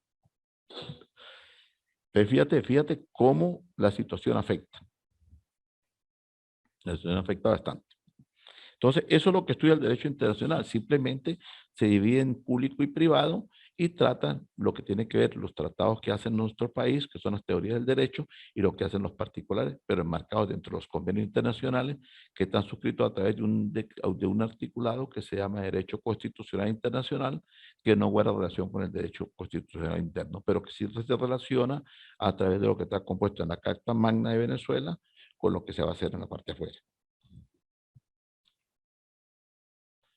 Y las relaciones entre derecho internacional interno y externo, pues ya lo hemos explicado hasta la sociedad. Esta clase es simplemente un conversatorio que no nos trae, sino solamente un pequeño repaso de lo que estuvimos viendo anteriormente, cómo está integrado los tratados internacionales del derecho. Los tratados, para hacer normas válidas dentro del territorio, se necesita estar incorporados dentro del derecho nacional.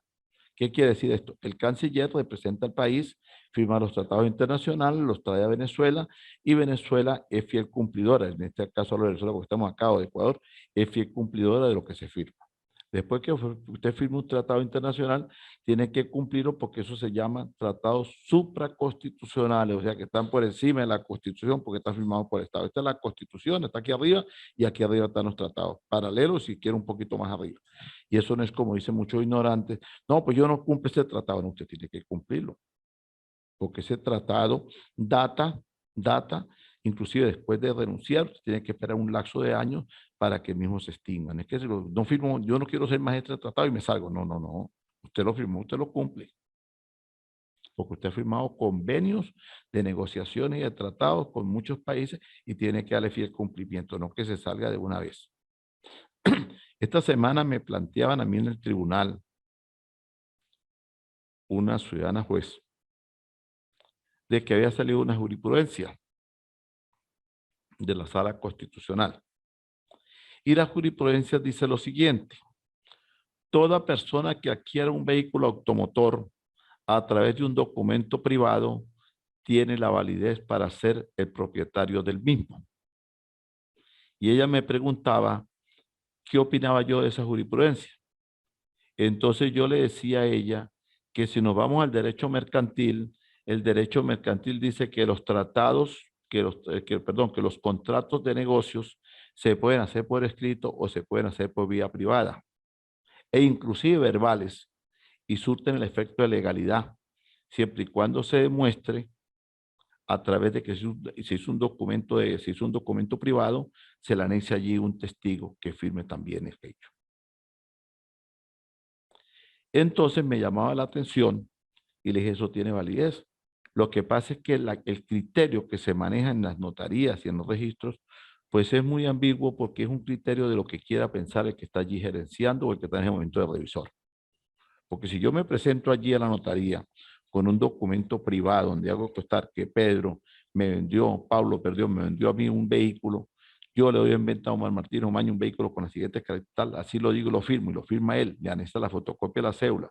Y testigo de este acto fue el señor Johnny o el señor, la señorita Monzón o el señor Rubén Camargo, pues se le anexa la fotocopia también de la persona y firmado. Yo puedo ir con ese documento a la notaría y el notario simplemente tiene que expedirme la certificación de ese documento privado y ya es legalmente el traspaso hecho.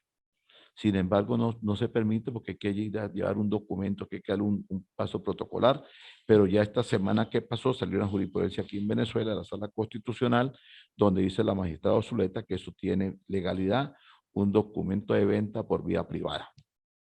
Entonces, si ella dice que un documento de venta por vía privada de un vehículo automotor surte el efecto de traslado de propiedad, entonces también puede hacer por analogía que yo puedo vender por documento privado una casa. ¿O no? ¿Qué opinan ustedes, los señores cursantes de Derecho Internacional? Yo también puedo hacer un documento de venta privada de un inmueble y también lo puedo llevar al registro y también lo tienen que registrar. O sea, yo creo que esa es la forma más expedita de hacer las cosas. Porque sin ir tan lejos, allí en Colombia usted se divorcia por una notaría. Usted reparte bienes sucesorales por una notaría. Aquí no, aquí es un proceso por vía civil y por vía contenciosa para poder repartir un inmueble, para poder divorciar a la gente. Entonces, cada día lejos de conseguimos más trabas. No hay simplificación de trámites. En Bolivia no tenemos, sí, en Bolivia no tenemos nomás sino 9 magistrados del Tribunal Supremo de Justicia. Aquí a 32 ya van a 20, o sea, para bien, ya decían que ayer salía la lista de los 20 magistrados, que quedaron 252 de los 400 y tantos que se presentaron, pero la lista todavía no la han publicado. Como es fin de semana, a lo mejor siguen analizándola y a lo mejor un cantar de gallos, el día lunes, ya en la madrugada, tendremos la lista de los señores magistrados que quedaron. De los cuales hay 30, de los 32 que eran magistrados, se postularon y están entre la lista de los 252 que pasaron el examen. Tienen que escoger 20. Yo me imagino que para buen sentido del derecho, pues de repente podrán quedar algunos que fueron magistrados, pero deberá ser un número muy bajo, objeto de que no se vaya a ver aquella nuevamente a la imposición de los que ya eran magistrados. Entonces no tener ninguna razón haber hecho tanto proceso de depuración o de reorganización del tribunal para que sigan quedando los mismos. Continuamos. La aplicación del derecho, pues ya sabemos que es el cumplimiento de los tratados que se firman y que es de fiel cumplimiento entre las partes, que hay unos tratados que se hacen a través de las buenas costumbres, que ya lo hablamos que era sobre el canal de Suez, sobre el canal de Panamá. ¿Quién regula el derecho internacional? Pues el derecho internacional está regulado por una corte internacional. También les dije a ustedes, mediante les dije que la corte internacional fue creada por allá en el año de 1954, sí, que nació en San Francisco, California, que es la Corte Internacional Constitucional que vela sobre los tratados internacionales.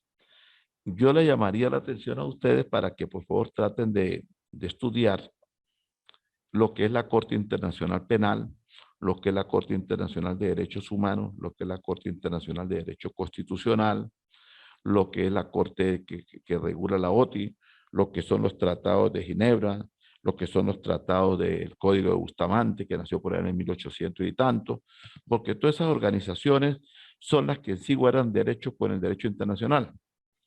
Y tratadista que se relacione con, que sepa lo que son estas cortes, pues no va a estar acéfalo de nada, porque si alguien le va a preguntar, mire, yo tengo un problema de derechos humanos, ¿dónde puedo acudir? Mira, acuda directamente a Costa Rica, que es la Corte Internacional de Derechos Humanos, que tengo un problema penal, pues acuda a la Corte de los Países Bajos, que es en La Haya, que eso que es en Holanda, es la Corte Internacional Penal, que quisiera alguna cuestión laboral, bueno, pues algún recurso directamente a la OTI, que funciona en Ginebra, y entonces ustedes manejando todas estas relaciones internacionales, pues manejan suficientemente bien la materia internacional.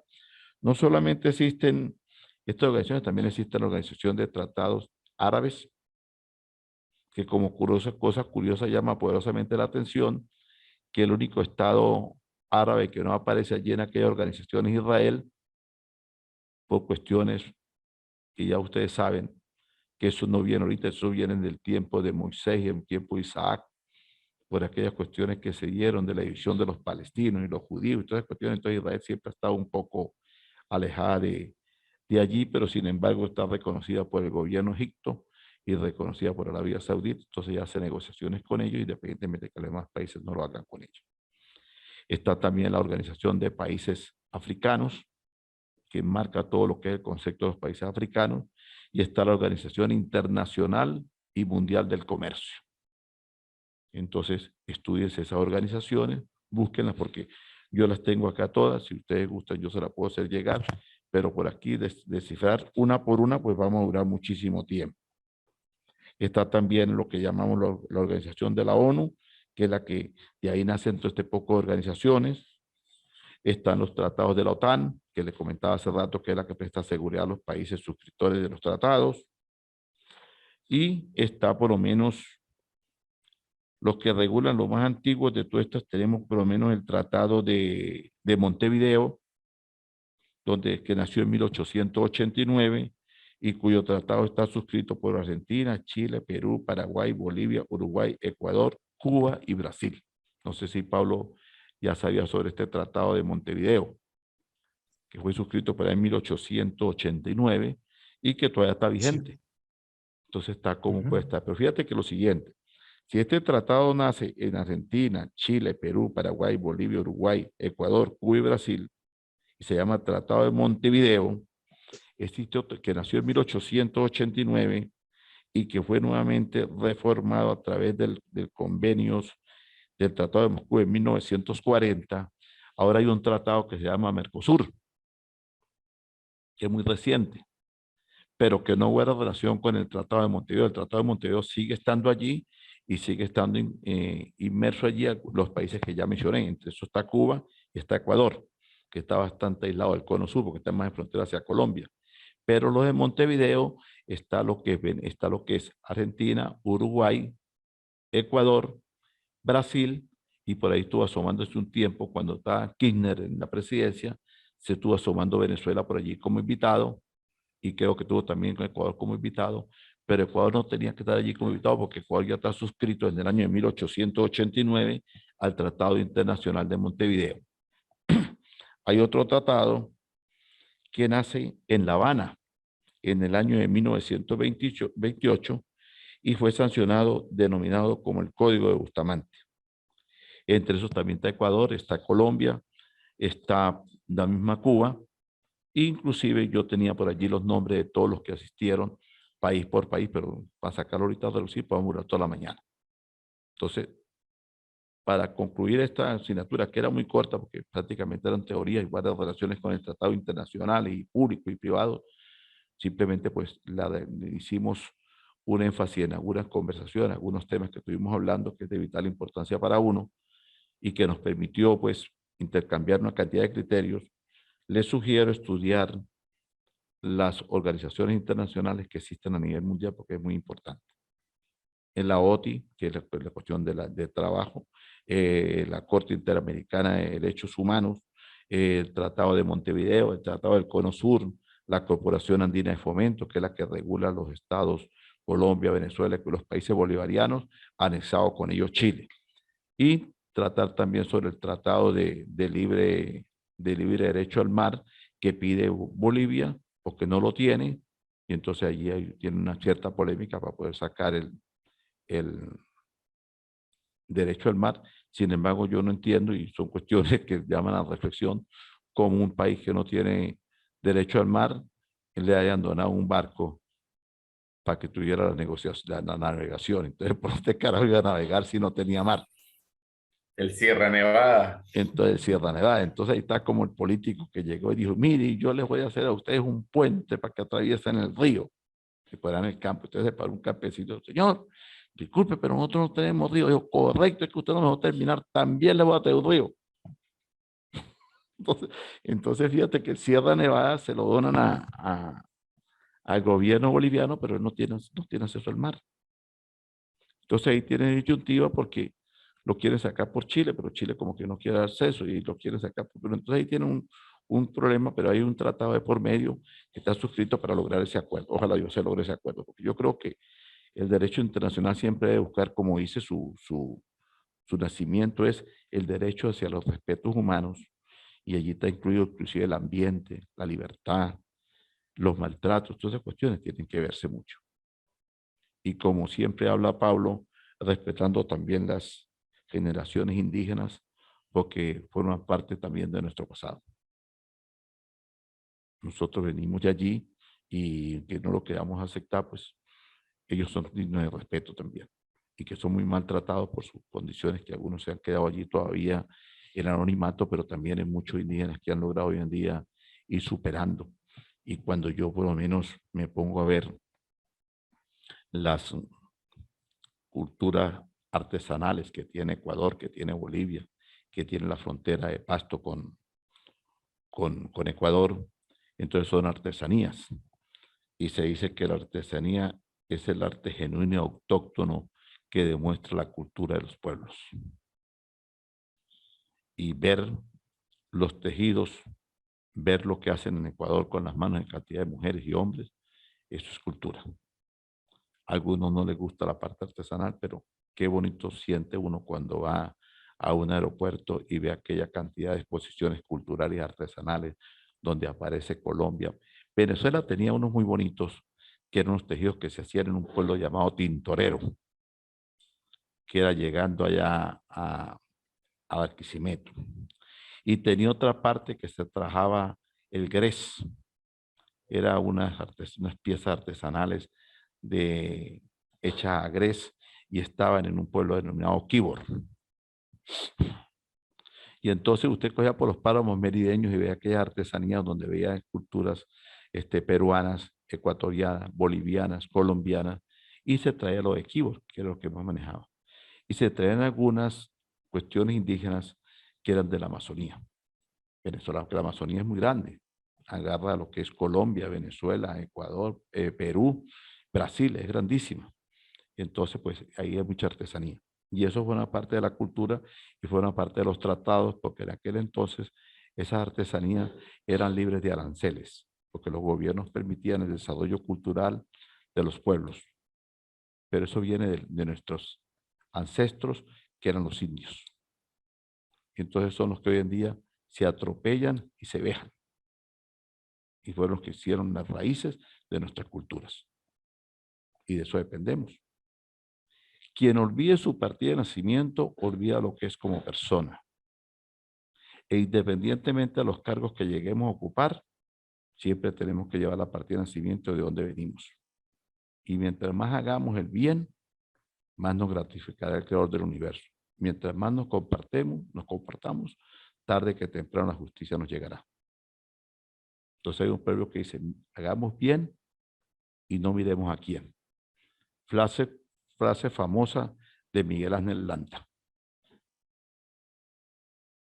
Hacer el bien y no mirar a quién. Entonces yo siempre escribo eso. Señores, no tengo más que hablar sobre esta asignatura.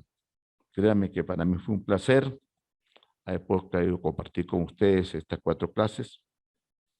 Vamos con el trabajo del video. El trabajo del video, pues traten de montar todo lo que hablamos, hacer un pequeño resumen de todo lo que hablamos. Podemos inclusive tocar temas como estos que hemos tocado de artesanía y todo, que fue una parte también del derecho internacional. Y en virtud de que el tiempo apremia, hoy es 27, 28. Hoy tenemos, vamos a ver, hoy tenemos 26. 26. Vamos a dejar ese trabajo para ser presentado por ustedes el día 8 de abril. Tienen más de 15 días. O no lo hagamos el 8. Vamos a hacerlo el día 12 de abril. Para que tengan más de 15 días. O sea, el día 12 de abril, ustedes pueden enviar a la plataforma el trabajo. Si tienen alguna duda para organizar el video, les repito, van a hacer en el video un desglose de la primera clase, de la segunda clase, de la tercera clase, y después hacer un comentario somero de todo lo que hemos hablado y dan su punto de vista. Los criterios emitidos en este programa son como visión imposible. Yo los leo, los analizo y posteriormente los destruimos. Para mí no hay ningún interés si alguien habla alguna cosa, no una cosa, porque es que nosotros estamos estudiando Derecho Internacional y los que estudian Derecho Internacional tienen que estar pendientes de todo el acontecer mundial. Entonces, de repente digo, yo opino algo y será que me van a ocasionar problemas por el futuro. No, no, yo creo que no. Porque a las pruebas me remito. En mi país se hablaba mucho en contra de los yanquis, en contra del imperio, pero ¿cómo nos gusta ir para el imperio? Y resulta que el imperio nos está sacando la pata del barro hoy en día porque no tenemos dónde coger y ese es el que siempre mantuvo a Venezuela bonita. Para que se aperture nuevamente la embajada, para que se aperturen los vuelos y volvamos a tener un estado normal independientemente de quién gobierne. Pero quien gobierne, sepa que gobierna para un pueblo que lo puso allí y que tiene que ser respetuoso de los derechos, de las libertades y respetuoso del pensar y del decir de los hombres que conformamos esa nación. Y no que tengamos que pensar, decir y comportarnos como ellos quieren. Porque ya caeríamos en el punto de vista dictatorial y no en el punto de vista democrático. Cuando nosotros en la casa somos democráticos y respetamos el pensar y el discernir de nuestros hijos, pero tenemos que estar pendientes del desarrollo y la formación de ellos para darles buenos valores, hacemos buenas familias. Y llegamos a determinada edad y todavía nos respetan. Y ayer lo comentaba con un amigo que estaba compartiendo el desayuno, que todavía hasta pedimos la bendición. Porque yo a esta edad que tengo le pido la bendición a un tío que todavía queda vivo. Porque es el respeto. Le pido la bendición a mi tío. Y así nos hemos criado respetando. Entonces, mientras que nos respetemos, cada quien tiene derecho a vivir mejor. Y cuando se vive mejor, se vive bien, se vive en sociedad. Ha sido un placer haber compartido con ustedes. Espero de repente con los que están empezando. Creo que para poder liderar tendrá que haber tratados y negocios, tendrá que haber derecho constitucional y tendrá que haber derecho público. Esas tres asignaturas pues van a tener que, pues les decía, tener la cháchara conmigo cada rato porque esas materias las doy yo. Yo doy 4 asignaturas aquí de Derecho Internacional y pues estaré siempre a la orden de ustedes para lo que yo les pueda servir.